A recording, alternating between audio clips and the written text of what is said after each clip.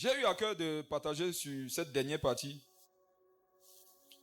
Je vais juste faire une heure, mais je vais essayer de condenser les informations. Ça sera assez cru parce que c'est dur. C'est un message qui concerne tout le monde, principalement moi-même. Amen. On ne prêche pas ce qui concerne les autres, desquels on est totalement délivré. C'est ce que je croyais avant de commencer à prêcher l'évangile en 2011-2015. Et je vais vous montrer ça dans les Écritures. Et j'aimerais par là que s'il y en avait ici qui culpabilisaient, que votre culpabilité s'en aille au nom de Jésus. Moi, je me disais que pour parler d'un sujet, il faudrait totalement soi-même être délivré du sujet.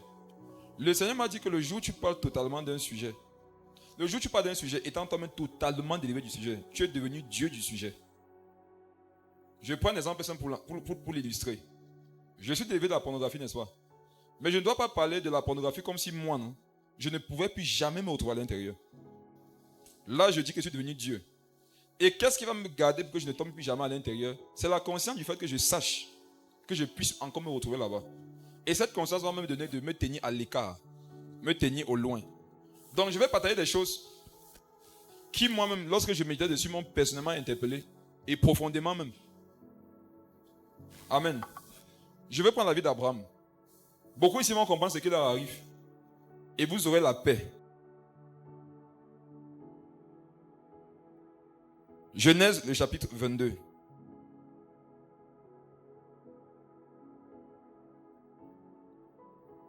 Lis à partir du verset 1. Les choses à perdre pour gagner Christ. Genèse 22, verset 1. Après ces choses, Dieu mit Abraham à l'épreuve et il lui dit, Abraham, et il répondit, me voici.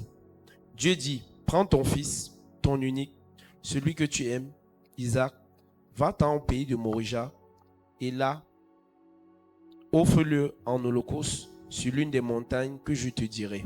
Amen. Amen. On n'a pas eu le temps pendant le mois pour pouvoir exposer tout ça, mais vous devez savoir une chose. Les choses à perdre pour gagner Christ sont à deux volets. Les premières choses sont mal, les deuxièmes choses sont bien. Amen. Quand tu veux gagner Christ, tu dois d'abord perdre le péché.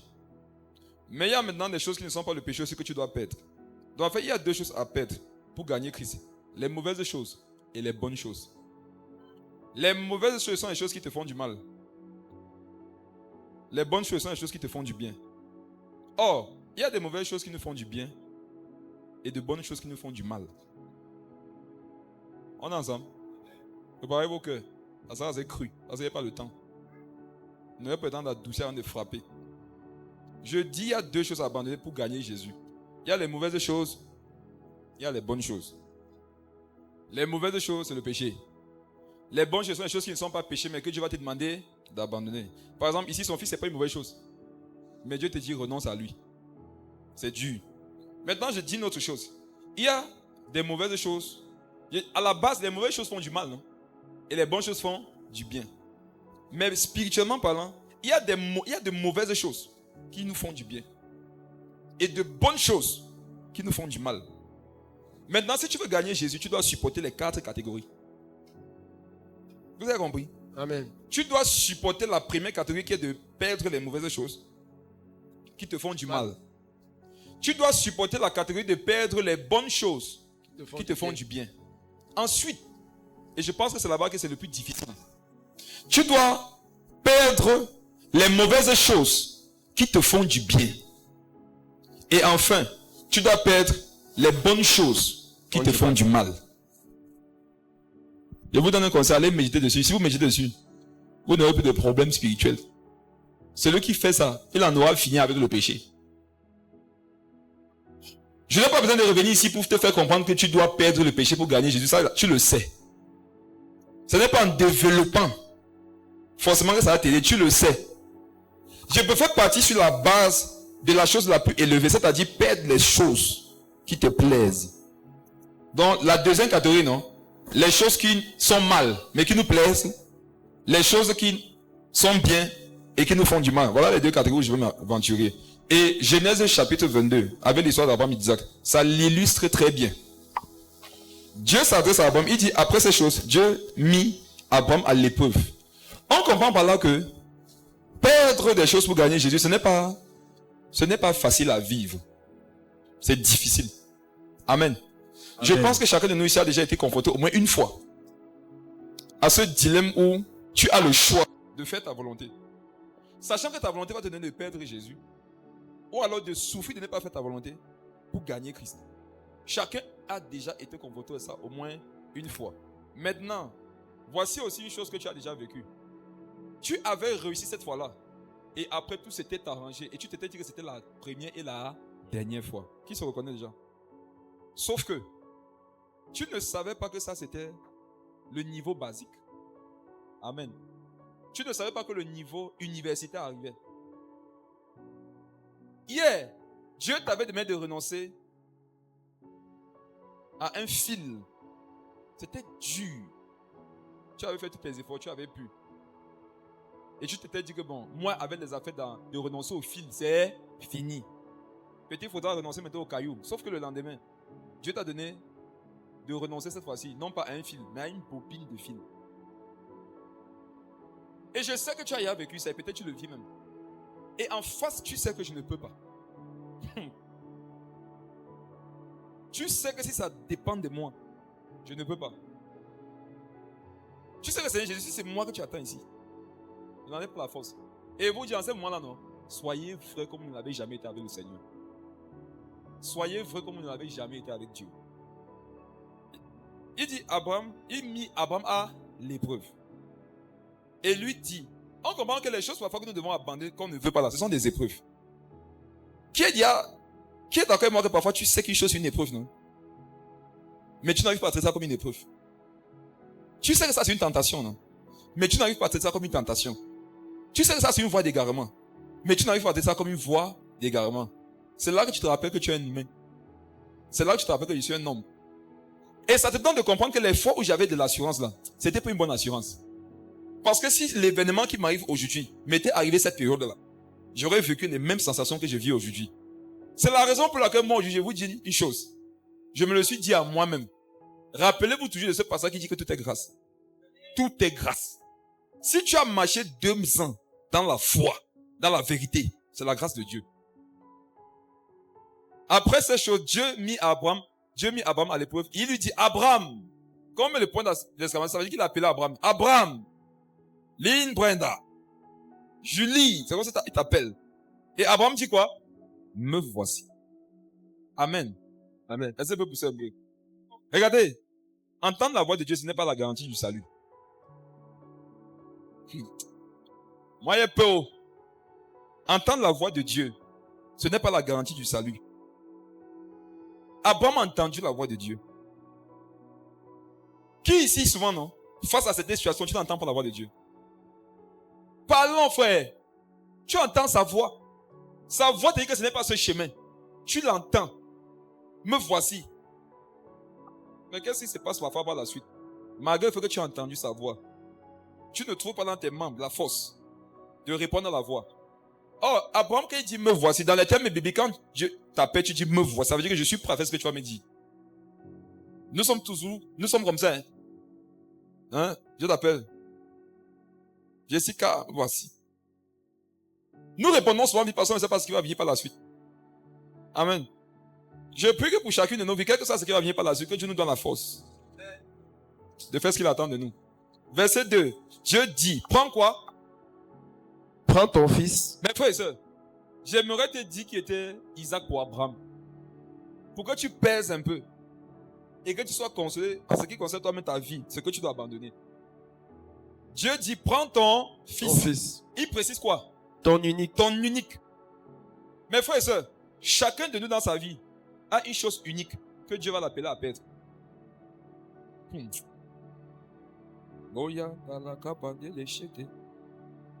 Chacun de nous, non? Il y a au moins une chose matérielle qui t'est unique. Chacun de nous, non? Il y a au moins une personne qui t'est unique. Mais que Dieu t'appelle à perdre. Et est-ce que vous savez que Dieu sait que la chose est unique? Amen.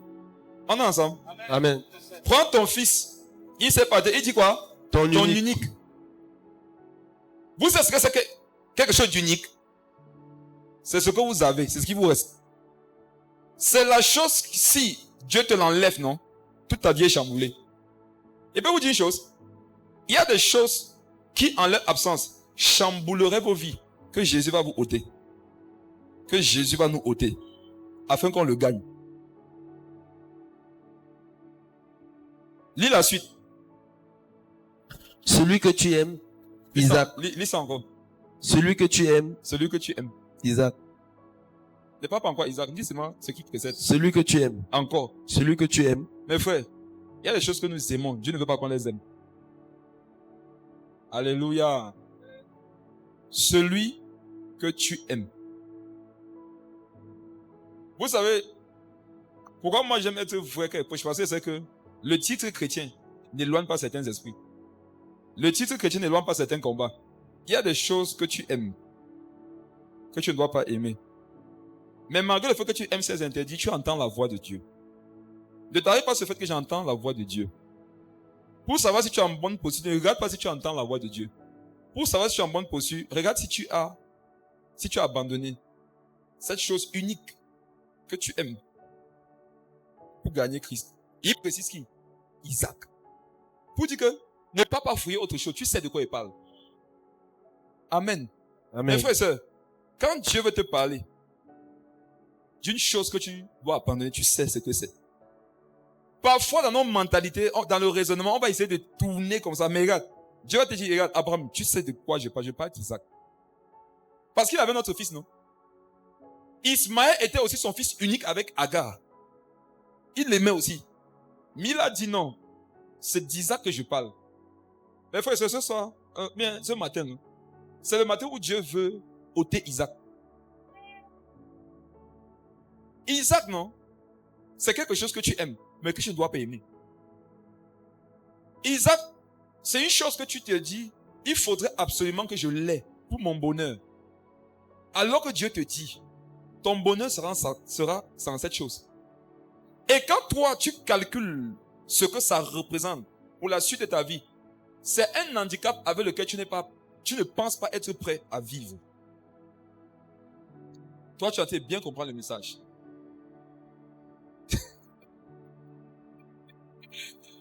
Amen. Amen. Prends ton fils. Frère, Abraham aimait Isaac. Hein? Oh. Tu sais ce que peut être Isaac? Le mari de quelqu'un. Tu sais ce que peut être Isaac? La femme de quelqu'un. Tu sais ce que peut être Isaac? Ça peut être une sœur. Tu sais ce que peut être Isaac? Ça peut être un frère. Tu sais ce que peut être Isaac? Ça peut être un caractère. Tu sais ce que ça peut être Isaac? Ça peut être une habitude. Ça peut être un désir. Ça peut être une chose matérielle qu'on peut toucher, qu'on peut palper. Et en fait, tu sais que ça, non? Ça doit être sacrifié. Rappelez-vous, quand Abraham a dit à ses serviteurs que je vais aller sacrifier, il a dit que je vais aller faire quoi? Adorer. Cette nuit, je n'ai pas dormi encore, beaucoup de temps. Je méditais. Et Dieu m'a dit, Mbakop, chaque fois que je te vois lutter pour ne pas pécher, je te vois m'adorer. Amen. Amen. L'adoration, c'est lutter pour ne pas pécher. Il partait perdre Isaac, non? Il partait renoncer à son fils qu'il aimait. Mais Dieu lui a dit qu'on appelle ça l'adoration. Si tu as remarqué que tu luttes pour ne pas faire certaines choses, et l'esprit de Satan te fait culpabiliser, tu vois, tu n'aimes pas Dieu. Non. L'esprit de Dieu dit que tu es en train d'adorer. Amen. Amen. Tu vois ces choses que tu voudrais avoir, non? Mais tu te bloques de ne pas avoir la chose, parce que la façon d'avoir la chose n'est pas sainte. Dieu te voit en train de l'adorer. Amen. Tu souffres, non? Mais tu adores Dieu. Mes frères, devenir chrétien, ce n'est pas un fétiche contre certaines choses de la chair. Devenir chrétien, ce n'est pas un fétiche contre certains attraits du monde. Amen. Il faudrait que tu comprennes qu'il y a des choses que tu aimes. Il y a de bonnes choses que tu aimerais avoir. Des relations que tu aimerais avoir. Des choses que tu aimerais consommer. Mais que tu dois lutter. Que tu dois lutter à ne pas consommer. L'adoration. Il y a ton voisin, adore Dieu. Adore Dieu. Adore Dieu. Le jour où tu t'attaches, tu sais ton cœur, tu cries, tu pleures. Parce que tu ne veux pas pécher contre Dieu. Tu es en train de l'adorer. Pourquoi? Beaucoup, ou toi-même à l'époque, quand tu le pensais, tu le faisais, non? Le fait aujourd'hui que tu le penses et tu le bloques là, c'est la preuve que tu es né de nouveau. C'est la preuve que le Saint-Esprit habite à l'intérieur de toi. Et je voudrais te dire une chose. De la même façon que dans le passé, tu avais subi ça. Tu avais vaincu. Cette fois-ci encore, tu vas vaincre. Amen. C'est vrai que la dose est supérieure. Et il te prophétise en même temps une chose. La dose par laquelle tu es en train de passer, il y a une dose supérieure devant encore.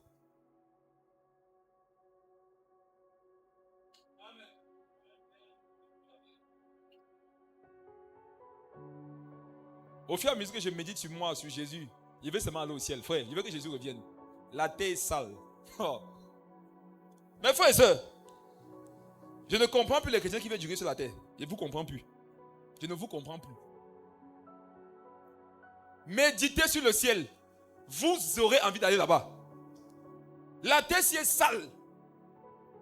Sur la terre, non? Une chose est mal, ça te détruit.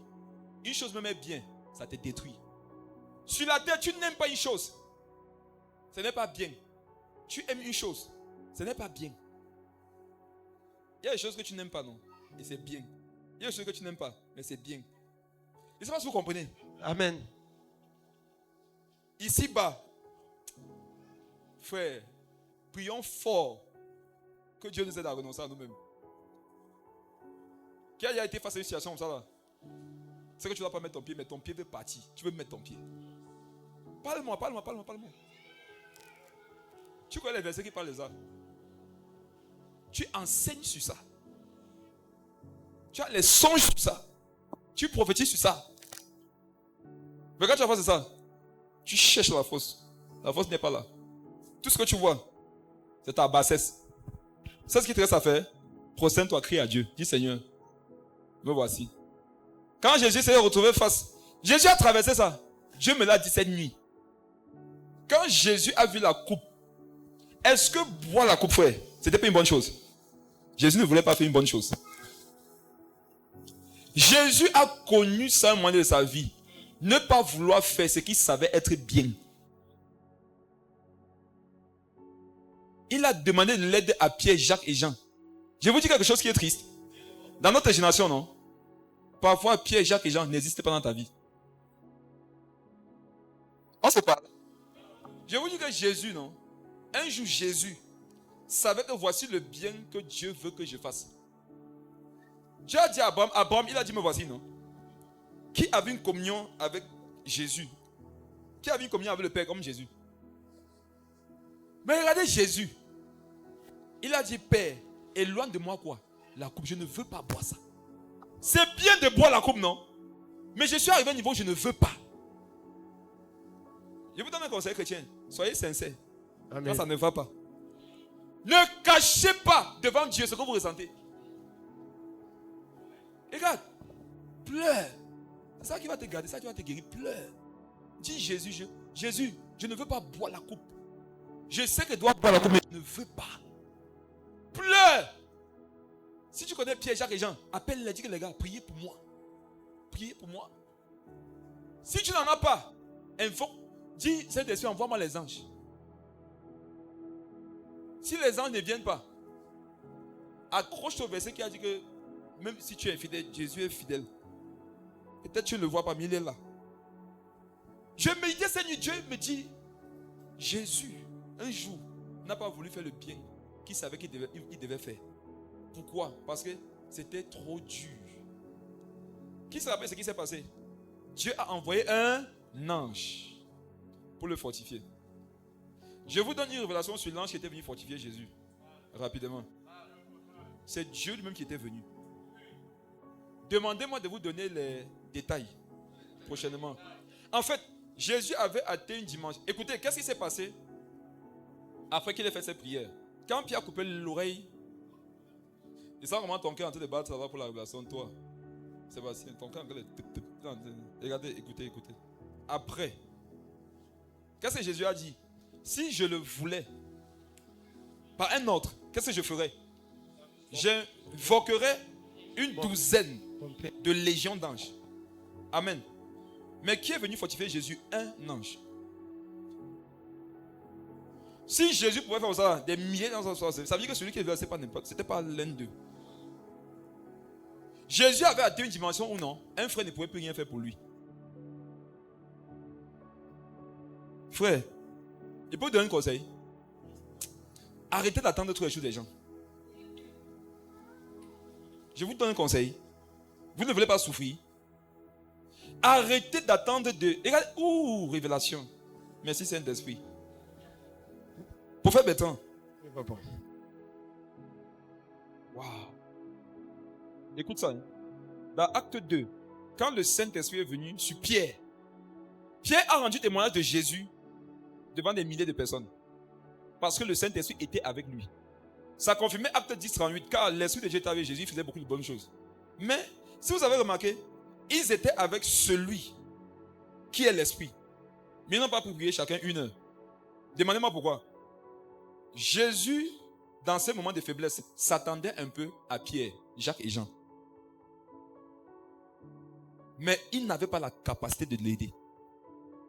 Le niveau de renoncement où il était arrivé là, non, un homme ne pouvait pas l'aider. Une prédication ne pouvait pas l'aider. Une prière ne pouvait pas l'aider. C'est pour ça que c'était fort pour eux-mêmes. En fait, ce que Jésus a voulu déposer sur les apôtres, non, c'était un poids trop lourd pour eux. Il y a des choses que Jésus va te mettre d'abandonner. Regarde, ça va tellement difficile, non? Tu vas chercher qui peut porter ça à toi. Et ceux que tu vas chercher pour porter ça à toi, ils ne pourront pas. Et tu vois que les gens m'ont abandonné. C'est c'est que l'affaire là, non? C'est entre Dieu et toi seul. C'est entre Dieu et toi seul. De vous donner un conseil, si tu sais que depuis le nom, tu vas aller chercher la force sur quelqu'un, ne détruis plus cette personne. Va gérer ça avec Dieu. Assume. Va là-bas. Prosterne-toi. Dis Dieu. Dieu. Attendez, souvent quand ça vient sur là, tu ne me connais pas. Tu ne connais pas beaucoup les hommes de Dieu. Tu ne connais pas les versets. Mais pourquoi il n'y a pas la force? C'est parce que ce n'est pas de nous que ça va venir. La Bible qui s'est jetée sur le rocher, il s'est jeté sur Jésus. Le rocher là, c'est Jésus. Il y a des choses seulement avec Dieu. Pierre, Jacques et Jean, ils vont dormir. Ils vont somnoler sur ton dossier là. Il faudra que l'ange vienne. Et on comprend par là que si un ange est venu, ça veut dire que si on laissait Jésus, il ne pouvait pas. Tu as atteint un niveau où ce à quoi Jésus te demande de renoncer là, non? Si l'ange Dieu ne vient pas, tu ne pourras pas. Et tu le sais, non? Parle-moi, tu le sais, non? N'est-ce pas, tu sais que si Dieu ne vient pas, tu vas se m'engaffer. Tu sais qu'il va me perdre. Tu sais qu'il ne va pas continuer la marche ici. Qui n'a jamais atteint ce niveau où tu sais qu'ici, Seigneur, je sais que je dois boire la coupe, mais je ne peux pas. Je sais que je dois aller à la croix. Il n'y a plus de force. Aide-moi. Je prie que Dieu te donne la force de faire cette prière. Amen. Et lorsque tu feras cette prière, qu'il vienne te fortifier. Amen. Et qu'il te donne de te lever, prendre la coupe et de la boire. Amen. Abraham, il aimait Isaac. Ça veut dire que ce que tu fais, ça te plaît. Ça te plaît. Tu aimes. Est-ce qu'on dit qu'il détestait? Il l'aimait. On comprend par là qu'on ne doit pas être conduit par l'amour. Mes frères et sœurs. Amen. Réellement, on ne se laisse pas conduire par l'amour. On se laisse conduire par les blessures. C'était très blessant pour lui d'entendre ça de la part de Dieu. C'est comme si toi-même, non? Tu dois te faire un mal que tu n'as pas envie de te faire pour plaire à Jésus. Et peut vous dire une chose. Quand tu sens ça, pour ces choses-là, c'est pas comme s'il y a la présence de Dieu sur toi. Que tu sens l'onction, tu vas faire ça. En fait, c'est dur. C'est dur. C'est comme dans Marc 9. Ta main, tu n'as qu'à dire, je chute pour toi. Qui coupe? C'est toi-même. Parfois, tu cherches Pierre, Jacques et Jean, tu mets ta main pour que les gars coupent. Dieu dit ne coupez pas. C'est pas vous de couper. Dormez. C'est lui qui doit couper. Donc, c'est toi-même qui dois décider de ne pas aller où tu veux aller. C'est pas quelqu'un qui doit te bloquer de ne pas. C'est toi-même qui dois décider de ne pas entretenir une relation que tu veux entretenir. C'est toi-même qui dois décider de ne pas aller à cet hôtel coucher alors que c'est que tu peux le faire. Frère, personne ne va te suivre. Mais frère et soeur, je peux vous dire une chose. Personne ne peut nous suivre. Vérité. Personne ne peut vous suivre. Si tu veux pécher, tu vas pécher. Ça c'est vrai. Si tu veux tomber, non, tu vas tomber. C'est pour ça que Dieu permet qu'on partage ce genre de messages. C'est Abraham qui s'est adressé. Sarah n'était pas là. Les serviteurs n'étaient pas là. Si. Dieu s'est adressé à qui? À Abraham. C'est à Abraham qui s'est adressé parce que c'est Abraham qui avait un lien fort avec ce fils. C'est lui qui attendait ce fils depuis longtemps. Sarah n'était plus ça. Elle n'est rien même quand on lui parlait de ça. Mais Abraham était sur ça. Je te pose une question, mon frère, ma soeur. En fait, demande ça à ton voisin. Quel est l'interdit que tu aimes actuellement? Il y a une chose qui est interdite que tu aimes. Mais je vous dis une chose. Aimer un interdit. Pasteur, écoutez. Aimer un interdit, non? Ce n'est pas encore ça le mal. Le mal, c'est la gestion. Si Dieu te voit lutter, il dit que tu l'adores. Quand Dieu dit que tu l'adores. Mais si tu consommes volontairement qu'il y a problème.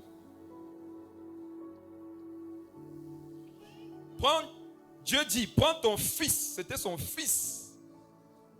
Ça peut être ton fils. Amen. Ça peut être ta fille. Ton unique.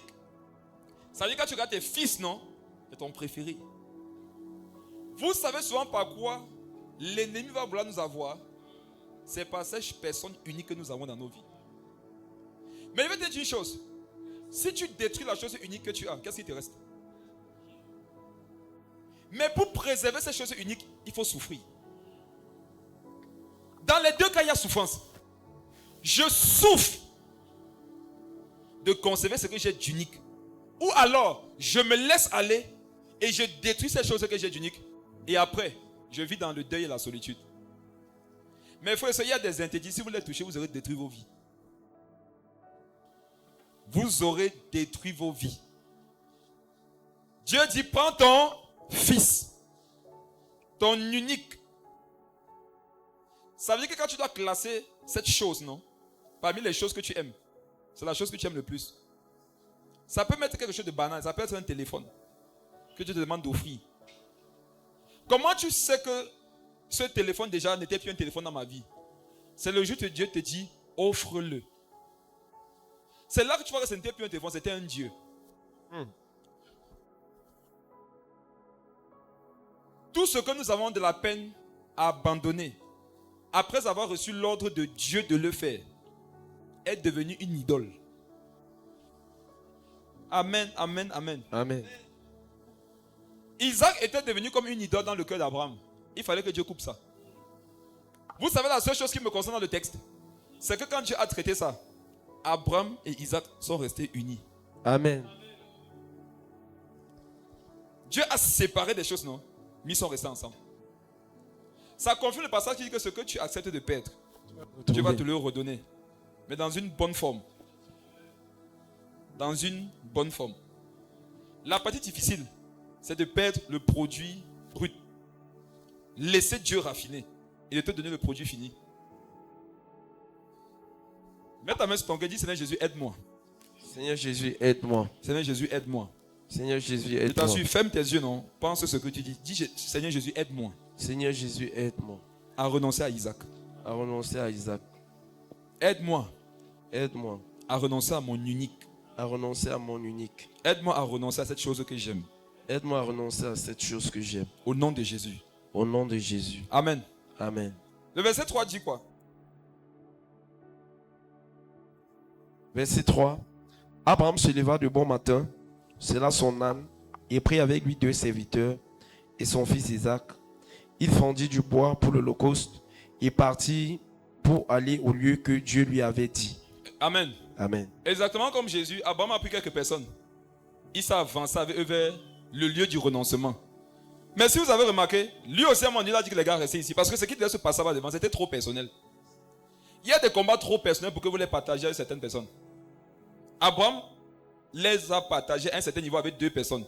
Jésus les a partagés à un certain niveau avec 3 personnes. Il y a des combats, non? Tu crois que c'est quand tu vas partager partout que ça va quitter? Non, regarde, le renoncement ne va pas venir parce que tu en as parlé à trop de personnes. Oh, Dieu m'a demandé d'abandonner ma voiture. Tu dis ça à 100 personnes. Tu vois, quand tu vas dire ça à 100 personnes, le désir d'abandonner la voiture va devenir facile. Non.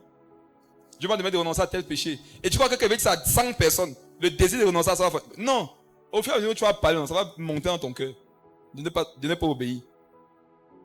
On dit se lever de bon matin, c'est comme si c'était facile, non? Si Dieu te demande souvent de renoncer à certaines choses, ça ne fait pas que tu te lèves tôt. Vous savez ce que ça veut dire qu'il s'est levé de bon matin? Abraham ne dormait plus. Quand on dit qu'il s'est levé de bon matin, ça veut dire que le sommeil avant n'était pas profond. Il s'est levé de bon matin parce que ça le troublait.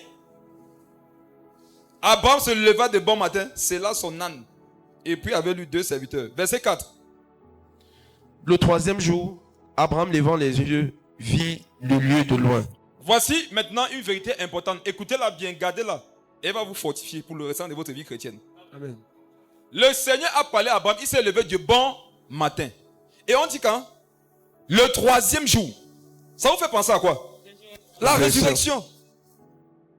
Quand Dieu t'appelle à renoncer à une chose, il veut te donner d'expérimenter la résurrection, une résurrection. Amen. Mais il n'y a pas eu de résurrection, non?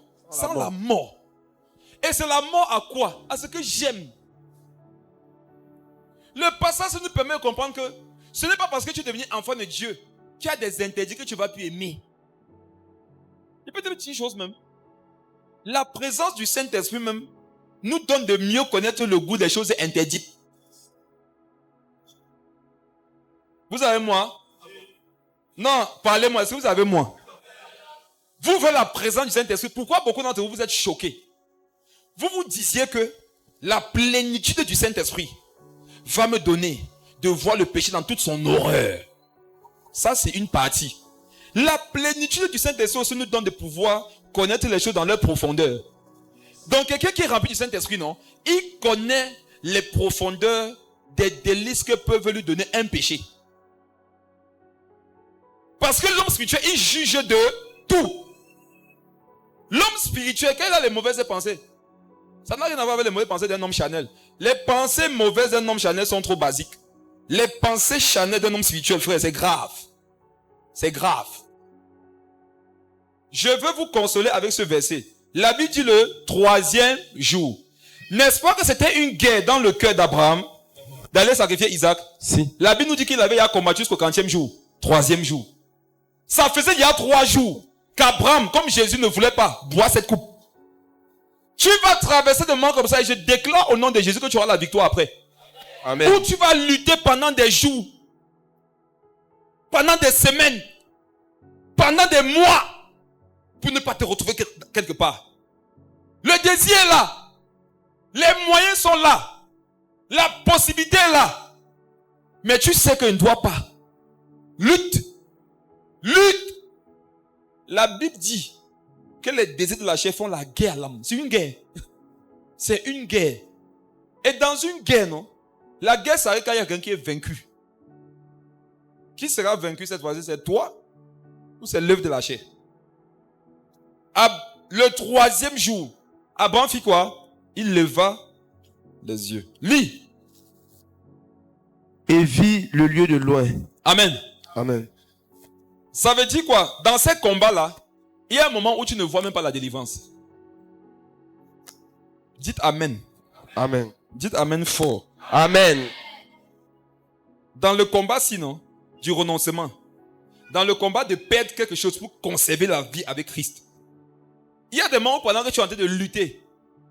Le lieu de la délivrance, non? Regarde, tu ne vois même pas. Tu te dis que ça va venir comment? Ça va venir d'où? Il n'y a pas d'espoir. Tu te dis que je suis cuit, je suis mort. Je suis foutu. Tu ne vois rien. Mais la Bible montre que si tu continues quand même à lutter pour ne pas céder, un jour, tu vas lever les yeux. Je prophétise que tu vas lever tes yeux.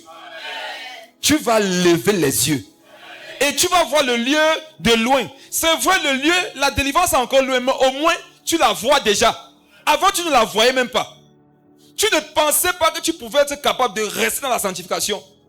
Tu te disais que pour toi, c'est fini, mais au moins, aujourd'hui, tu as l'espoir que non, ça peut aller. Tu vois le fait que tu te disais que ça peut aller là, non? Ça veut dire que tu voyais quand même la délivrance, même si c'est de loin. Amen. Il vit le lieu de loin. Lis la suite. Et Abraham dit à ses serviteurs, Oui. Restez ici avec l'âne. Oui. Moi et le jeune homme, nous irons jusque là pour adorer. Amen. Amen. Quand tu commences à avoir la délivrance, ça veut dire que ce n'est plus l'autre qui va t'aider, c'est toi qui dois entrer. Qui est déjà resté dans une situation comme ça? Tu sais que tu dois faire ceci, mais tu n'arrives pas à faire. Et tu te dis que ouais, si pour avoir les capacités de tel, il devait faire ça. C'était tel qui était à ma place, c'est que vous m'avez là à gérer. Ouais, c'était Papa Clément, sans savoir que Papa Clément, lui, il a entré la paix, non, et quelqu'un d'autre. Quelqu'un d'autre qui appelle quelqu'un d'autre. Quelqu'un d'autre qui appelle quelqu'un d'autre. Et finalement, la dernière personne que tous appellent, c'est qui? C'est Jésus. Amen. C'est Jésus. Il y a des moments où seul le nom de Jésus va t'aider. Regardez, hein, il y a des moments où vous allez arriver comme ça. Tu vas penser à un frère, ça va te fortifier. Tu vas faire ce que Dieu veut. Tu vas penser à ton père dans la foi, ça va te fortifier. Tu vas faire ce que Dieu veut. Il y a des moments où c'est justement en les appelant que le feu va monter. Pour ne pas faire. En ce moment-là, fais comment? Jésus. Et là-bas, ne cache pas ton état.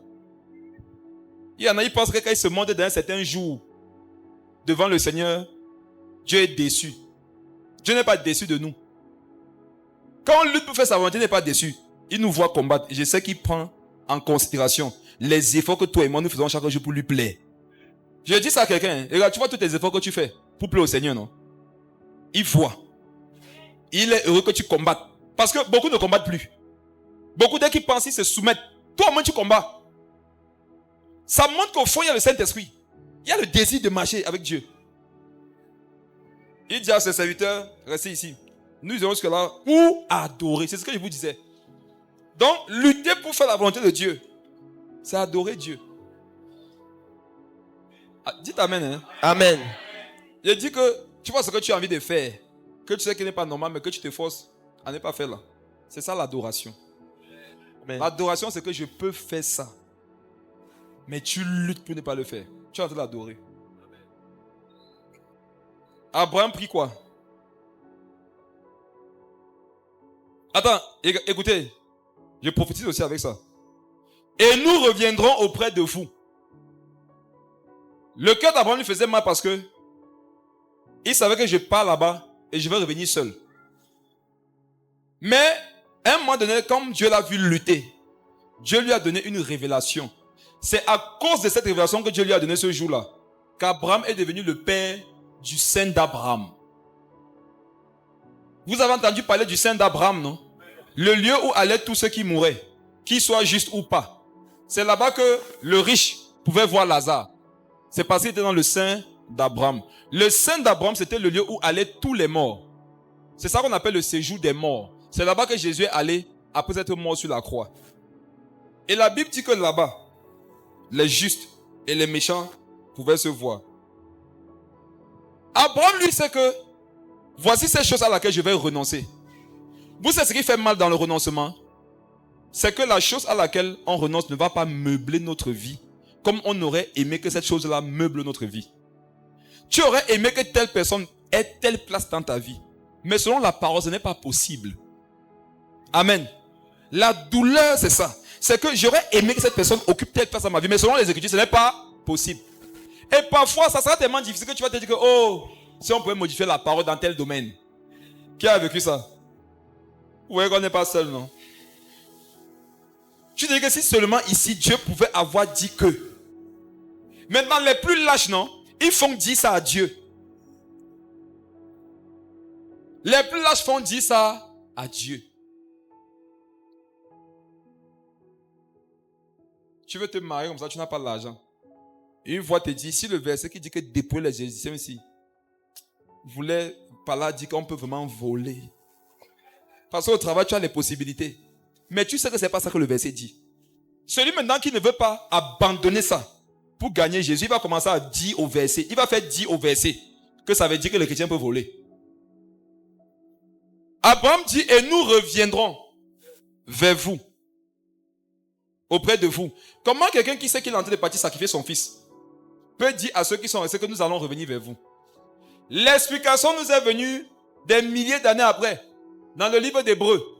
La Bible dit là-bas que Abraham avait reçu cette conviction qu'il pouvait retrouver Isaac dans une forme de résurrection. Donc il avait su que je vais perdre Isaac, mais je vais retrouver Isaac dans une autre forme. Ce que tu acceptes de perdre pour gagner Jésus, non? Jésus va te le donner dans une autre forme. Et c'est la forme là qui va te bénir. Amen. Je vais vous dire une chose encore. Hein? Tu peux même savoir que si je perds cette chose, Dieu va me la donner dans une autre forme qui sera meilleure. Mais la force quand même pour perdre là, il n'y a pas. Ça c'est vrai. Tu sais que si je renonce à ça, j'aurai quelque chose de meilleur. Mais c'est dur de renoncer quand même. Je vais te montrer que c'est humain, tu l'as déjà vécu. Qui se rappelle qu'une fois, non? Tu avais un vieux téléphone. Tu as tellement été avec ce téléphone qu'un jour, non, on t'a offert un nouveau téléphone. Enlever la puce de l'ancien téléphone pour le nouveau téléphone, tu as reçu un brisement dans ton cœur. C'est comme si tu trahissais ton ancien téléphone. Qui a vécu ça? Levez bien vos mains. Je ne suis pas là, je suis pas le seul fou. On est nombreux. En fait, non, toi, mais c'était le téléphone de tes rêves. Mais tu as vécu tellement de choses avec l'ancien téléphone. C'était l'ancien téléphone, ce que tu avais annoncé le deuil de ton père. C'est l'ancien téléphone, c'est que tu avais commencé à jouer la Tetris. Ça avait l'ancien téléphone, c'est quand tu avais appelé un jour pour te dire ton premier contrat. Donc, ce téléphone de toi, vous avez un passé. Mais, voici venu le nouveau téléphone. Qui est meilleur que l'ancien. Mais lui donner cette place-là, c'est dur. Et voici comment tu faisais souvent. Tu as gardé le nouveau téléphone. Tu as dit que je vais encore d'abord utiliser mon ancien téléphone 2 semaines. Le temps de lui annoncer la séparation. Le temps de lui dire merci pour tout ce qu'il a fait pour moi. Et certains allaient même plus loin. Non? Ils marchaient avec les deux téléphones, mais le téléphone restait dans l'ancien téléphone. La puce restait dans l'ancien téléphone. Ils utilisaient le nouveau pour faire d'autres choses, mais le téléphone aussi. La sonnerie ici, non. L'ancien téléphone ne pouvait pas chanter les musiques. C'était les tu. Mais la vie qui entre tout est tu là, non. Ça allait loin. Ça allait tellement loin que aujourd'hui, quand tu as le téléphone qui peut chanter, mais ça ne te passionne plus. Et c'est là que tu te rends compte que ce à quoi parfois notre cœur peut être attaché, c'est quelque chose qu'on peut mépriser. Amen. Mais c'est quand il faut y renoncer que tu te rends compte que hey, c'est comme ça que cette chose a de la place dans mon cœur. Amen. Que Dieu te donne la force de mettre la puce dans le nouveau téléphone au nom de Jésus. Amen. Et de jeter l'ancien téléphone en bas du lit. Ou bien d'offrir à quelqu'un. Parce qu'il y a quelqu'un qui attend l'ancien téléphone là. Amen. Tu as de signer dessus. Et nous reviendrons auprès de vous. Donc je le déclare, tout ce que tu vas abandonner, tout ce que tu vas accepter de perdre pour gagner Jésus, Jésus va te le redonner dans une meilleure forme au nom de Jésus. Amen. Prends ça comme une consolation. Amen. Lis la suite, prophète. Abraham prit le bois, verset 6, pour l'holocauste, le chargea sur son fils Isaac et porta dans sa main le feu et le couteau. Et ils marchaient tous deux ensemble. Alors Isaac, parlant à Abraham son père, dit, mon père. Et il répondit, me voici mon fils. Isaac reprit, voici le feu et le bois, mais où est l'agneau pour l'holocauste? Amen. Amen. Ils marchaient tous deux ensemble. C'est la chose avec laquelle tu marches que Jésus veut que tu abandonnes. C'est la personne avec laquelle tu marches que Jésus veut que tu abandonnes. Ils marchaient tous deux. Et on précise comment? Ensemble. C'est un niveau de proximité. Hein? On dit qu'ils marchaient à deux. On comprend qu'ils marchaient ensemble. Mais on précise encore ensemble. Ça veut dire qu'il y avait un niveau d'attachement d'une certaine forme entre Abraham et Isaac que Dieu voulait consumer, que Dieu voulait détruire, afin que ce soit dans la forme qu'il veut. Tu vois ton rapport avec le monde, non? Tu marches dans le monde, mais Dieu ne veut pas que tu marches dans le monde d'une certaine façon. Et donc, il va rompre certaines mentalités, certaines proximités, certaines façons, certaines méthodes, afin que tu puisses avoir le meilleur de cette chose-là, ou alors le meilleur de cette personne. Quelqu'un peut te bénir, mais quelqu'un peut te maudire aussi. Le monde peut être un lieu de bonheur pour toi, comme il peut être un lieu de malheur. Tout dépend de ce que tu acceptes de perdre pour gagner Jésus. Ils marchaient tous deux ensemble. Et Isaac lui parlait sans savoir que c'est lui là qui devait passer à la casserole tout à l'heure. Parfois vous êtes entre vous amis comme ça, non? Et ton cœur sait que ça doit te détacher de telle personne. Vous vous connaissez depuis que vous êtes petite. Depuis que vous êtes petit.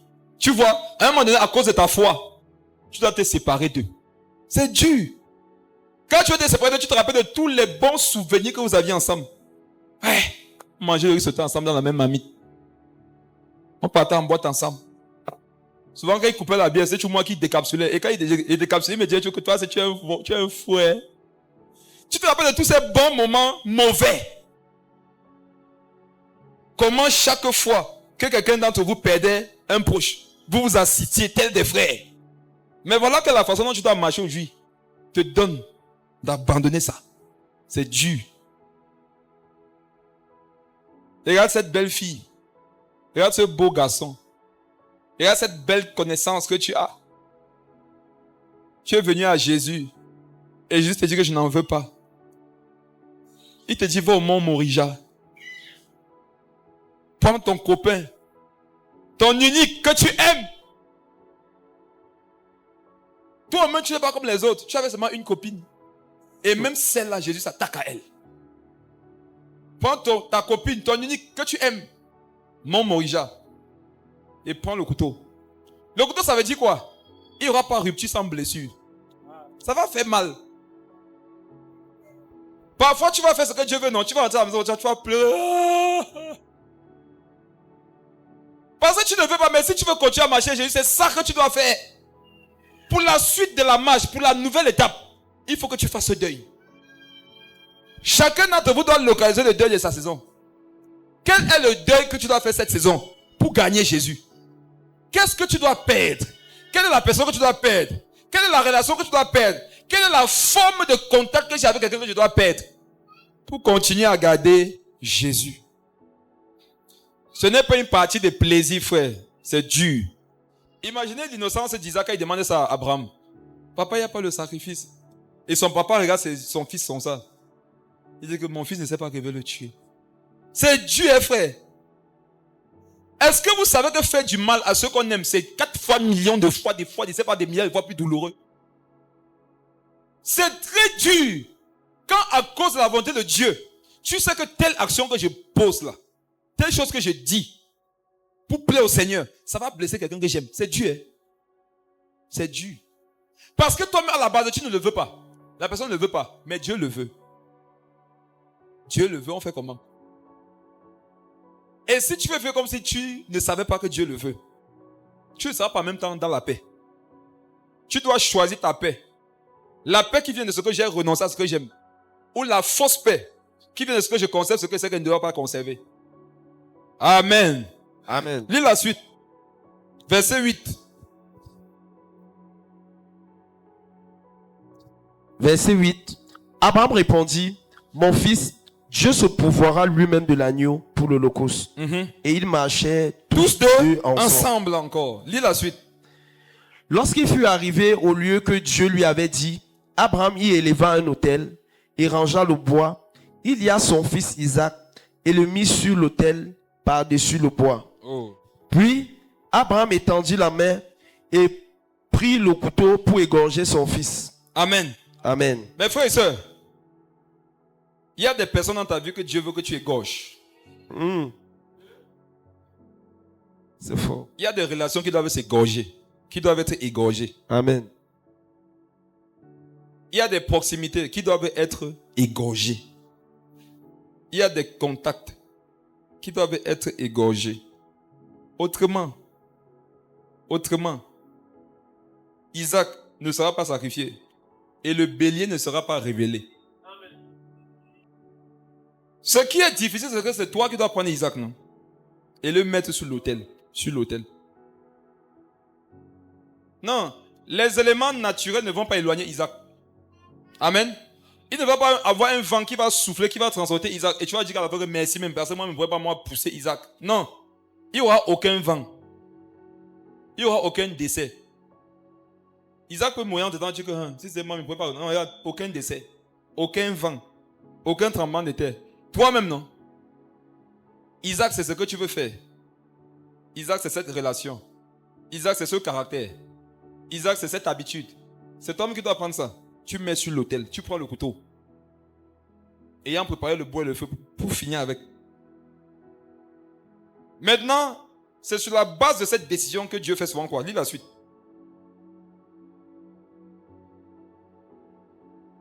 Verset 11. Alors, l'ange de l'Éternel l'appela des cieux et dit, Abraham, Abraham, et il répondit, me voici.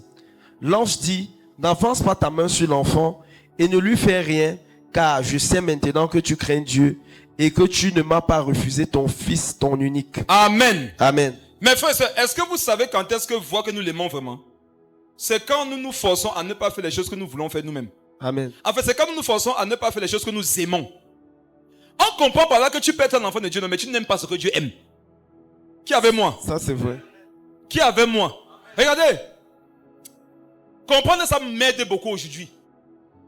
Je me disais que quand tu es un enfant de Dieu, non, rempli du Saint-Esprit, tout ce que Dieu déteste, tu détestes.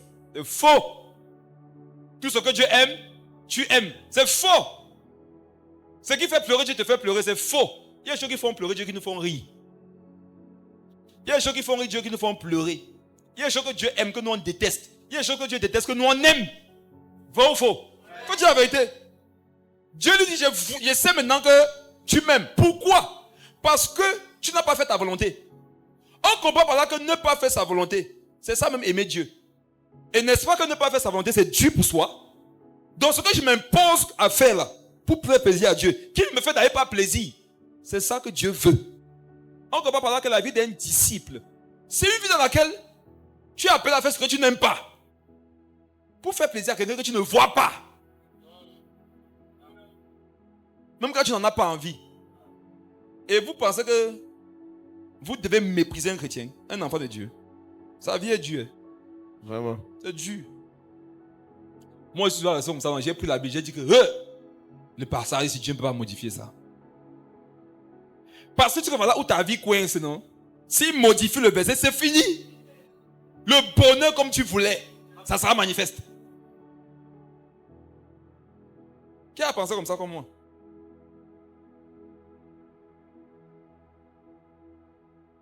Et dès que tu fais passer comme ça, les révélations que tu donnes sur la vérité que tu veux casser là, c'est fort. Il dit que je vois ton intention. Comme ton intention n'est pas bonne, virgule, je te donne des révélations pour asseoir la vérité que tu ne veux pas entendre. Je vous dis que non, aussi difficile cela soit-il, non. Gardez cette parole de consolation. Isaac, non, tu vas le retrouver dans une autre forme. Amen. Et tu vas bénir Dieu de ne l'avoir pas gardé dans ta vie dans la forme que tu voulais. Amen. Je vois maintenant que tu me crains, que tu crains Dieu. Où est-ce qu'on mesure la crainte de Dieu dans le cœur de quelqu'un? C'est dans sa capacité à refuser de faire ce qu'il a envie de faire. Qui peut faire? Amen. Mes frères et sœurs, causez un peu. Qui sait savoir comment on peut partir à l'hôtel avec une fille? Qui n'a pas la stratégie pour aller à l'hôtel avec une fille? Parce que tu es là un ancien combattant. Non? Et tu es marié, non? Tu manques les stratégies. Tu manques. Tu sais comment est-ce que toi tu crains Dieu? C'est que tu n'aimes pas par là-bas. Il peut avoir la lutte de partir, non? Ce n'est pas ça le problème de Dieu. Le problème de Dieu, c'est que mon fils, lutte. Ne pars pas là-bas. Et quand je te vois lutter, ne pas partir, dis que tu me crains. Ne croyez pas que vous craignez Dieu parce que vous sentez que tu as le désir de faire sa volonté. Tu es en train de voler, non? Waouh, la présence du Saint-Esprit. Oh, sa gloire, il sent sa gloire. Quand est-ce que Dieu sait que nous le craignons? C'est quand autour de nous, il n'y a pas sa gloire, mais il y a la tentation. Abraham n'était pas en bonne posture ici, ce n'était pas agréable ce qu'il vivait. Quand ce que tu vis n'est pas agréable, non? C'est les décisions que tu vas prendre qui vont nous montrer si tu crains Dieu. Maintenant, j'aimerais parler à quelqu'un, c'est peut-être que tu es meilleur de tomber, non? Relève-toi. Amen. Amen. Tu ne savais pas, relève-toi, avance. Ne lui fais rien. On comprend par là que dans notre désir souvent de renoncement, non? On peut mal renoncer au point de vouloir faire mal autre à Isaac. Et c'est même encore Dieu qui va dire que non, ne va pas jusqu'à ce niveau. Je gère la situation. On va lire la suite. Car la Bible dit que Dieu circoncise nos cœurs là, c'est ça? C'est ça qu'on a entendu vivre ça. Verset 13. Abraham leva les yeux. Attends, prophète Bertrand. Qui ici, non, a une chose au moins dans sa vie qui sait qu'il a envie de faire, mais qui ne doit pas faire? Lève ta main. Une chose que tu as envie de faire. Moi, non. Il y a au moins 400 choses que j'ai envie de faire. Mais ce que je ne dois pas faire. Frère, si tu luttes à ne pas le faire, tu crains Dieu. Amen. Et te pose une question. Pourquoi tu ne le fais pas? Qu'est-ce qui t'empêche de le faire? C'est la crainte de Dieu. C'est la crainte de Dieu. Lis la suite. Verset 13. Oui. Abraham leva les yeux et vit derrière lui un bélier retenu dans un buisson par les cornes. Et Abraham alla prendre le bélier et l'offrit en holocauste à la place de son fils. À la place de son fils. Amen. Tu te dis que quand il va renoncer à cette chose, c'est fini. Non, il y a quelque chose qui va remplacer ça. Amen. Et tu vas garder la chose, mais dans une autre forme. Lis la suite. Verset 14. Abraham donna à ce lieu le nom de Jéhovah Jireh. Oui, C'est pourquoi l'on dit aujourd'hui à la montagne de l'Éternel, il sera pourvu. continue. L'ange de l'Éternel appela une seconde fois Abraham des cieux. Amen. Amen. La Bible nous fait comprendre que le sacrifice d'Isaac par Abraham, c'est une image du sacrifice de Jésus par son Père. Et on nous dit ici que par rapport à Abraham qui était venu, l'ange de l'Éternel. L'ange de l'Éternel, c'est Dieu. Ça confirme ce que vous disiez. Il y a des moments où c'est seulement l'ange de l'Éternel qui va venir. Un ange même, il ne peut pas t'aider. Rappelez-vous quand Pierre était en prison. On a cru qu'un ange tape à la porte, non? Les fonds disent quoi? C'est son ange. Continuez à prier. Et ils savaient qu'ici, là, un ange ne peut rien faire pour nous. Si un ange qui doit venir, c'est l'ange de l'Éternel lui-même, c'est-à-dire Dieu lui-même. Et Dieu va t'aider. Lis la suite, prophète. L'ange de l'Éternel appela une seconde fois Abraham des cieux et dit, je le jure par moi-même, parole de l'Éternel, parce que tu as fait cela et que tu ne m'as pas refusé ton fils, ton unique, je te bénirai et je multiplierai ta postérité comme les étoiles du ciel et comme le sable qui est sur le bord de la mer. Et ta postérité possédera la porte de ses ennemis. Toutes les nations de la terre seront bénies en ta postérité parce que tu as obéi à ma voix. Abraham étant retourné vers ses serviteurs. Attends. Qui a remarqué que la bénédiction ici n'est pas venue après un moment de prière? Est-ce que vous pouvez parler? Amen, amen. Qui a remarqué que la bénédiction ici n'est pas venue après un moment de méditation? Amen. Après un moment de jeûne. La bénédiction est venue à quel moment? Au moment où quelqu'un voulait faire sa volonté. Et s'est obligé à faire la volonté de Dieu. C'était Dieu 7. Mais c'est rattaché à des bénédictions. Chaque fois que tu as vu que tu t'es forcé pour faire la volonté de Dieu, tu l'as adoré. Et comme tu l'as adoré, Dieu va te bénir. Amen. Tous les péchés que tu n'as pas commis alors que tu voulais les commettre, alors que tu pouvais les commettre, sache qu'à ça est rattaché une forme de bénédiction. Pour chaque chose à laquelle tu as renoncé, il y a une bénédiction qui y est rattachée. Il y a une forme d'adoration que tu as touchée, que tu as connue. C'est pour ça que les gens qui sont beaucoup tentés sont beaucoup loin. Vous comprenez? Amen. Les gens qui sont beaucoup tentés sont beaucoup loin. Parce que Dieu les bénit, sachant ce à quoi ils résistent. Sachant ce qu'ils ne se permettent pas de faire. Alors qu'ils peuvent le faire. Toutes ces choses que tu pouvais faire que tu n'as pas faites, non? J'ai pris que s'il y avait un retard sur tes bénédictions, que Dieu te fasse ton rappel. Que ton rappel. Ce que tu as lancé le chantier avec le rappel là. Avec que tu as lancé le chantier. Que Dieu te fasse ton rappel. Amen. Amen. Amen. Marc 9. On finit avec le dernier verset là. Le verset 40. Le verset 19. On va partir dans Marc 9. Genèse 22 toujours. Genèse 22, verset 19. Verset 19. Abraham s'étant retourné vers ses serviteurs, ils s'élevaient et s'en allaient ensemble à Beersheba, car Abraham demeurait à Beersheba. Ils sont maintenant partis ensemble, mais plus deux. Ils étaient maintenant plusieurs. On comprend par là que ce à quoi tu acceptes de renoncer, ça va te donner de gagner les âmes. Quelqu'un qui accepte de perdre des choses va gagner des choses demain. Ce que tu acceptes de perdre à cause de Jésus va te donner. C'est la même chose qui va te donner aussi de gagner demain par Jésus. Marc, le chapitre 9, le verset 43. Marc 9, 43. verset 43. Si ta main est pour toi une occasion de chute, Prophète Bertrand, je vais te donner une révélation, c'est qui va faire mal aux gens. Même ça me fait mal. Mais on va faire comment? Si ta main, ils ne sont pas du corps. Le corps de Christ, c'est quoi? L'église. Si ta main est plutôt une occasion de chute, fais comment? coupe là. L'église, c'est un corps, non? Est-ce que vous savez que pour que l'église s'en sorte, il y a certains membres qu'il faut couper?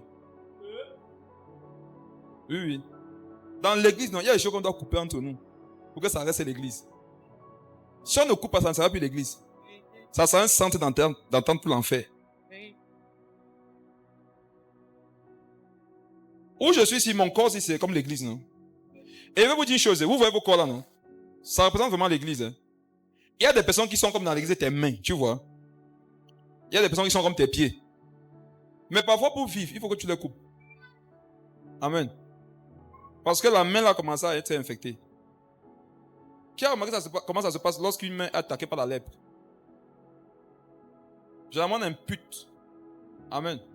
Jésus nous a confirmé ça en disant que pour que le truc porte plus de fruits, il faut le demander. Amen. Et l'émondage là, en fait, pour Abraham, non, il fallait émonder Isaac. Il fallait couper Isaac. Pour que Isaac quitte de la forme qu'il avait dans la vie d'Abraham. Pour être dans la forme qu'il fallait. Lorsque c'était avec le cas de Lot, il a coupé Lot. Et Lot même, ils ne sont pas restés ensemble. Il est parti. Mais après, qu'est-ce qui s'est passé? Il a retrouvé Lot. Qui voit que sur le plan biblique, quand tu renonces à quelque chose, pour que la vie de Dieu demeure, tu retrouves la chose. Amen. Comme Dieu veut. Amen. Lot avait commencé à être un problème pour Abraham.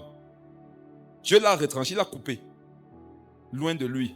Isaac, proche de lui. Il y a des choses que Dieu coupe, non? Il les met au loin. Il y a des choses qu'il coupe, il laisse proche. Mais il fait un traitement, il fait un travail, il fait un nettoyage. Maintenant, quand ça a trait avec le péché, il n'a pas de traitement à faire. Il coupe, il détruit.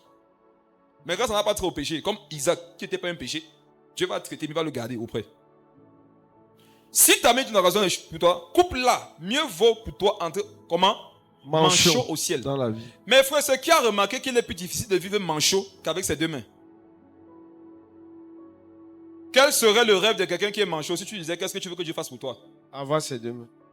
Il va vous dire, quel que soit ses besoins, que je veux avoir des mains. On comprend par là que marcher avec Dieu, c'est accepter souvent de marcher comme un infime. Tu aimerais pouvoir vivre d'une certaine façon, mais ce n'est pas possible. Alors, c'est une infimité dans ta chair. C'est une infimité pour toi et tu acceptes de vivre comme ça. Le royaume des cieux sera causé des personnes infimes. Quand on ira au ciel, sur le plan spirituel, on va se voir, il n'y a que les infimes là-bas. Tu voulais que le pied de ta vie ce soit telle personne, oh Dieu ne veut pas. Tu fais comment? Tu mets le bâton là-bas, tu boites. Tu boites. Et la suite.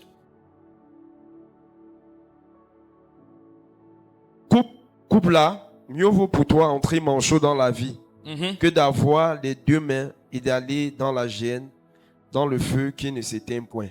Avoir son bras, c'est une bonne chose, non? Mais garder un bras peut t'amener en enfer. Or, devenir manchot, c'est douloureux. Ça te permet d'aller au ciel. Et Jésus dit que si tu acceptes d'être manchot, il peut te redonner la main, des mains. Mais une main avec laquelle tu iras au ciel. Donc, soit, il y a trois niveaux.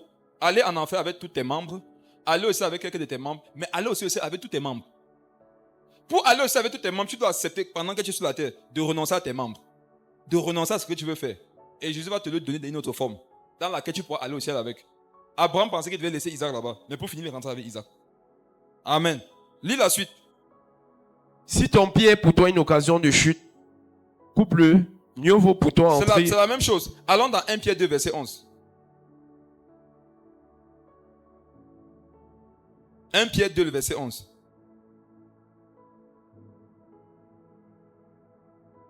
Merci Yves. 1 Pierre 2, verset 11. Bien-aimés, je vous exhorte, comme étrangers et voyageurs sur la terre, à vous abstenir des convoitises charnelles qui font la guerre à l'âme. Nous sommes dans quel livre? Parlez fort. Parlez fort. 1 Pierre. 1 Pierre s'adresse à qui? À l'église. Parlez fort. 1 Pierre s'adresse à l'église, non? Oui. Aux chrétiens. Oui. Aux disciples de Jésus. Et qui parle? C'est l'apôtre Pierre. Amen. La voix la plus autorisée parmi les apôtres. Celui à qui Jésus a donné les clés.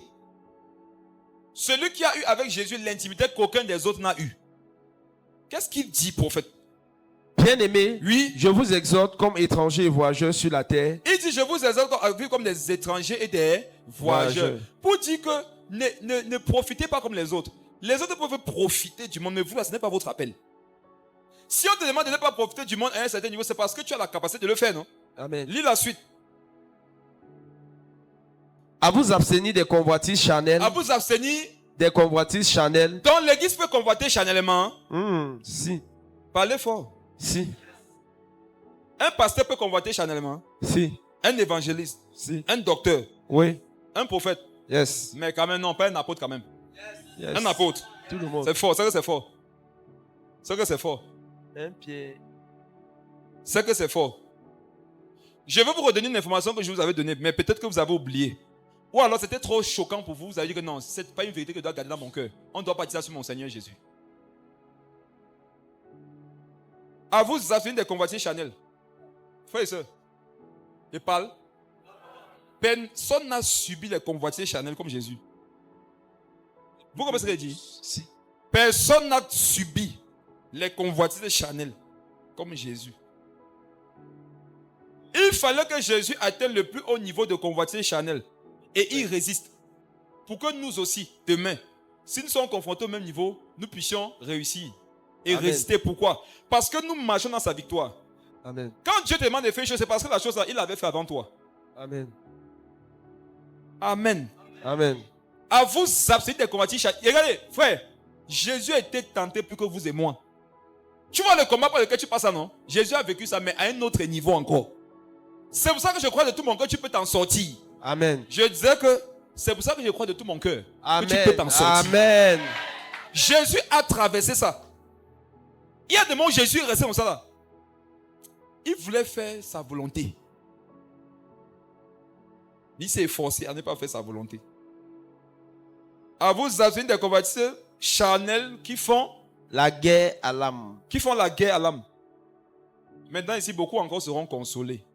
Qui font? La guerre à l'âme. Oh, on est en train de parler du fait des choses qu'on doit perdre, non? Si. Donc souvent, perdre certaines choses, c'est comme si tu étais comment? En guerre. Wow. Qui vit ça? Perdre certaines choses, non? C'est comme si c'est la guerre à l'intérieur de toi. Amen. Quand tu le vis, est-ce que ça veut dire que tu n'aimes pas Dieu? Non. Quand tu le vis, est-ce que ça veut dire que Dieu t'a rejeté? Non. Quand tu le vis, est-ce que ça veut dire que tu n'es pas né de nouveau? Ça veut dire quoi? Ça veut dire que tu as le Saint-Esprit. Il y a une chose à laquelle tu dois résister. Et il y a une guerre qui s'est enclenchée. Qui font la guerre à l'âme? Qui a vu une guerre dans les films? Les gens meurent, non? Si. On arrache les têtes. Les gars, c'est violent, non? La Bible dit que marcher souvent avec Dieu, c'est comme ça, c'est la guerre. Souvent, ça fait mal. Tu peux crier. Tu veux te gifler même. Tu veux couper ta main, mais il n'y a pas la force. Un moment, tu dis que je suis même où? Mais vis où? Tu veux retourner dans le monde. Dans le monde, encore, c'est pire. C'est l'enfer, une fois, direct. C'est comme si en Christ, tu vivais une forme d'enfer. L'enfer, c'est une prison, non? Dans ce cas, le paradis, c'est une forme d'enfer. C'est une prison. Vous comprenez? Qui font la guerre. Quand tu sens que tu es en guerre pour faire la volonté de Dieu, non, guérise. Fais la guerre. C'était facile pour personne. Et il veut vous consoler. Plus tu es consacré, non? Plus la guerre est sérieuse, réelle et profonde. Hey. Plus tu montes avec Dieu, la guerre là devient intense. Et quand tu montes avec Dieu, si tu fais l'erreur, ça ne peut pas être les petites conséquences comme c'était un gars lambda. Si toi tu t'amuses, tu es comme j'ai depuis 5 ans, 15 ans, 10 ans, 30. Qui a resté au salut, il voit ce que ça va engendrer, il commence à pleurer. Que Dieu te préserve au nom de Jésus. Amen. Que Dieu nous préserve au nom de Jésus. Amen. Que Dieu garde nos cœurs. Amen. Et c'est que chacun ici, Dieu a entendu parler. Je ne suis pas en train de prêcher, je suis en train d'ouvrir la porte pour que le Saint-Esprit lui-même parle aux gens. Le Saint-Esprit est en train de parler lui-même aux gens. Qui font la guerre à l'âme. Marcher avec Jésus, c'est la guerre. Ton goût vient dans ta vie. Dieu dit que non. Vous savez, hein, je vous demande pardon, je vous ai souvent trop brutalisé. C'est Dieu, hein? Hey!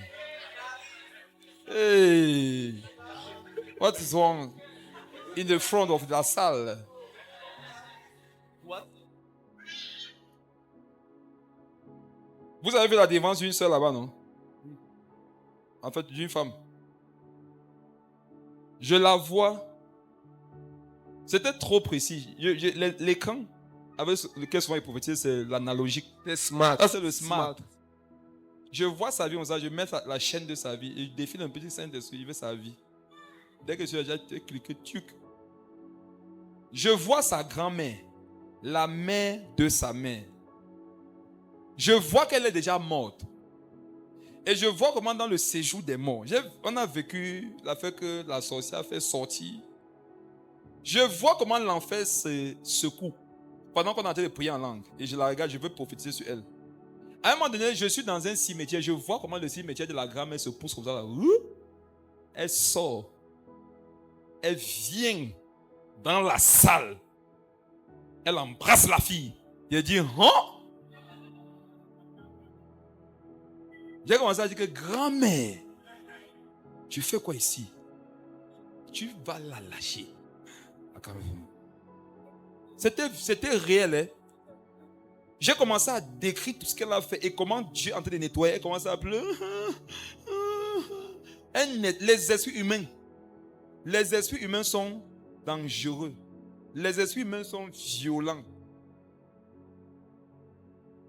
Les esprits humains, frère, sont méchants. Quand on a fini de prier, la femme m'a vu après, elle dit que qu'est-ce qu'il faut qu'il fasse? Elle était traumatisée. Elle sait qu'elle est un enfant de Dieu, rempli du Saint-Esprit qui parle en langue. Voilà ce qu'on a prié pour elle. Quelqu'un a parlé dans elle. Elle dit qu'elle a quelque chose comme ça là. Ma vie est où? Regardez, non? Quand vous n'avez pas encore renoncé à certaines choses, vous ne pouvez pas savoir ce qui est dans vous. Je prie que chacun ici pour sa part, non? Dieu lui montre ce qu'il y a dans son cœur. Amen. Et qui t'aide à traiter ça?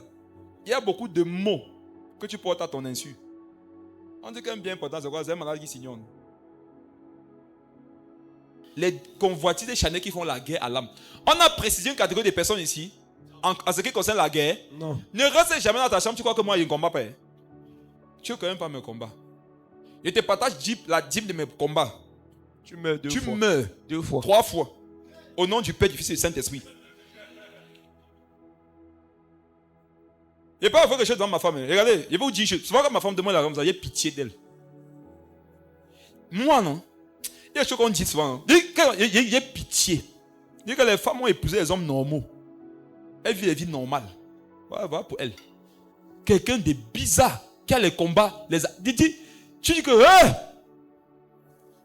tu vis comme ça, tu regardes les gens comme ça, tu vois, tu sens qu'ils sont des ignorants. Ils ne savent pas où ils sont. Ils ne savent pas dans quoi ils sont engagés. Et c'est comme si tout le poids de les réveiller, c'est sur ta tête. De les garder, c'est sur ta tête. À un moment donné, tu peux devenir fou. Et vous voulez durer sur la terre? Non, que Jésus vienne nous chercher. Pendant qu'on est encore chrétien. Jésus m'a dit toujours que certains membres de la famille, que bon, si maintenant vous voulez seulement mes pas.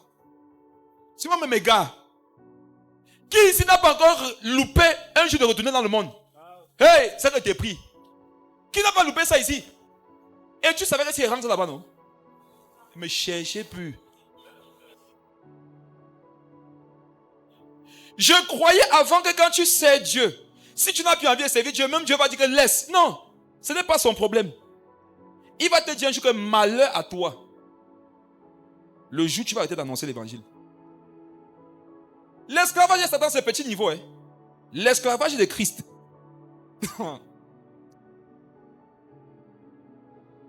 Tu veilles comme ça. Là. Tu sens. Les visages passent dans ton esprit. Dieu te montre le visage. Il te dit amuse-toi. Tu les perds. Tu les détruis. C'est un poids trop lourd. Tu cherches à côté comme ça quelqu'un qui va t'appuyer. Dieu te dit qu'ici, non, même Pierre, Jacques et Jean ne peuvent rien faire pour toi. Cherche un rocher.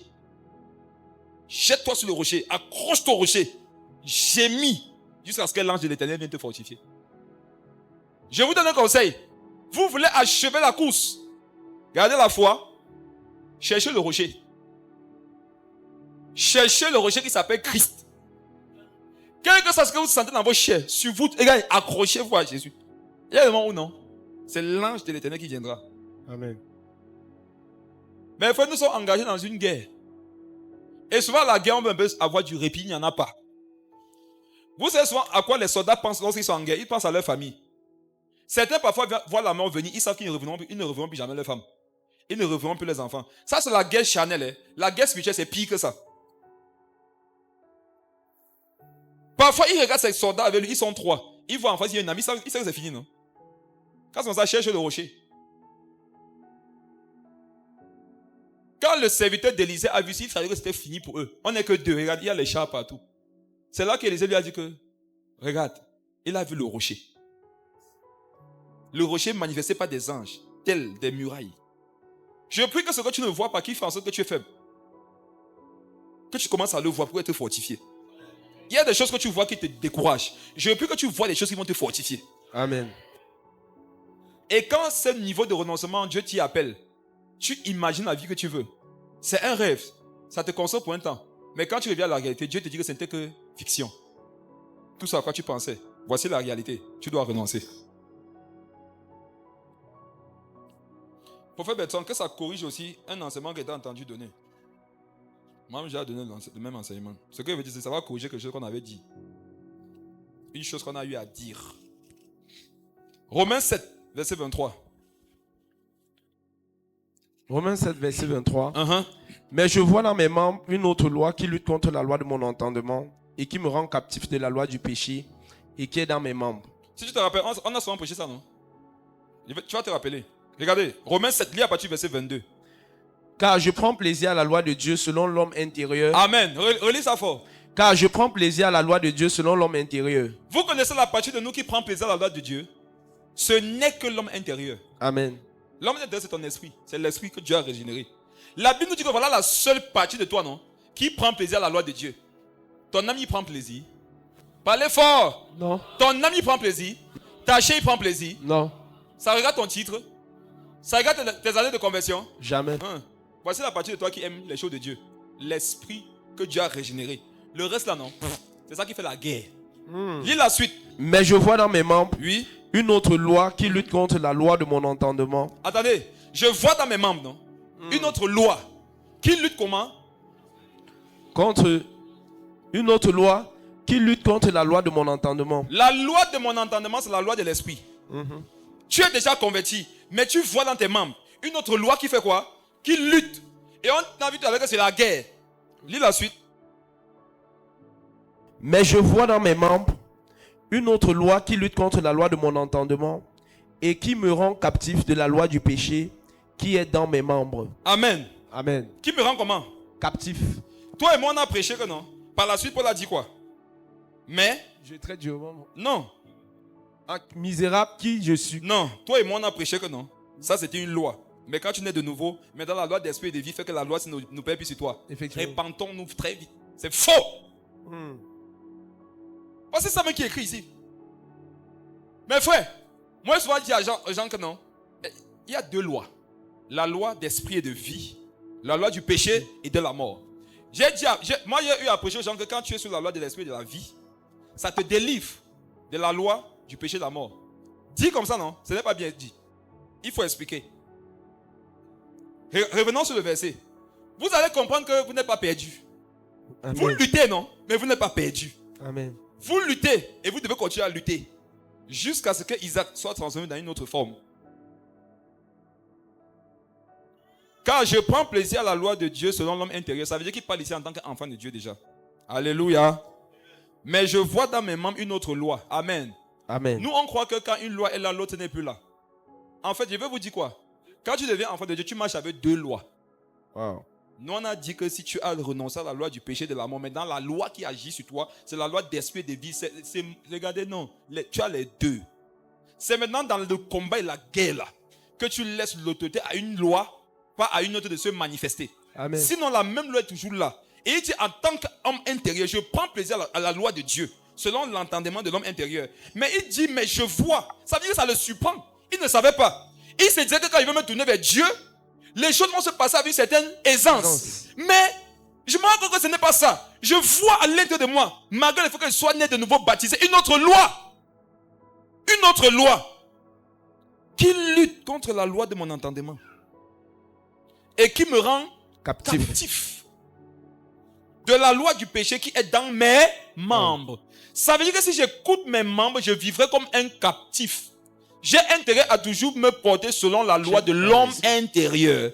Autrement, la captivité va être rapide, efficace, sans remède. Et puis il dit quoi au verset 24? Il ne savait pas que c'était...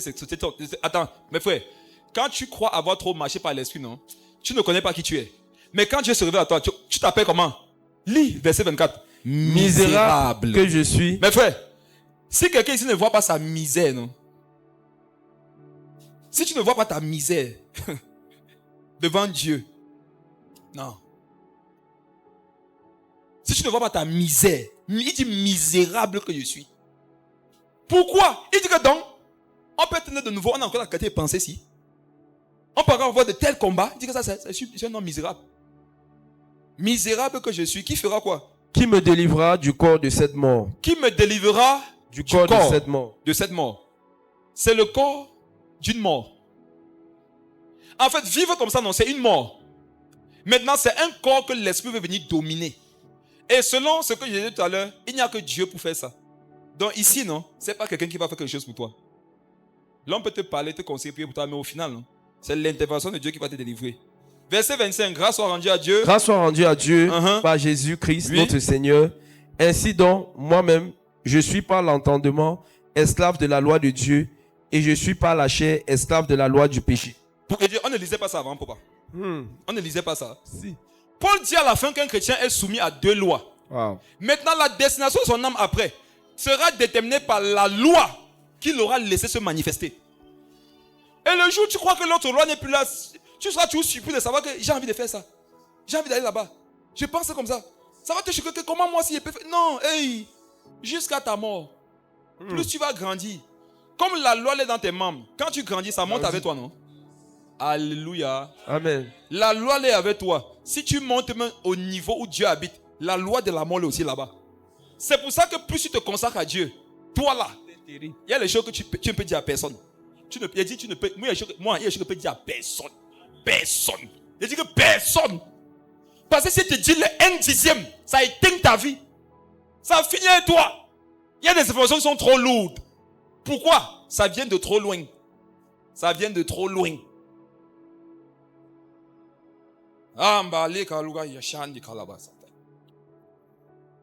Jésus a dit que quand le Fils de l'homme reviendra sur la terre, trouvera-t-il la foi? Frères et sœurs, quand Jésus va venir, est-ce qu'il va te trouver dans la foi? C'est Dieu, non? Qui veut continuer à lutter quand même? Ne lève pas ta main pour lever. Regarde, tu vas te faire du mal à toi, tu vas faire du mal aux autres. Et c'est ce que Jésus veut. La chose sur laquelle moi j'ai décidé de m'accrocher, c'est que je vais retrouver Isaac dans une autre forme. Je vais retrouver Isaac dans une autre forme. Tout ce que je perds à cause de Christ, je vais le retrouver dans une autre forme. Renoncer sera dur, mais il veut retrouver ça dans une autre forme. Amen, amen. Amen.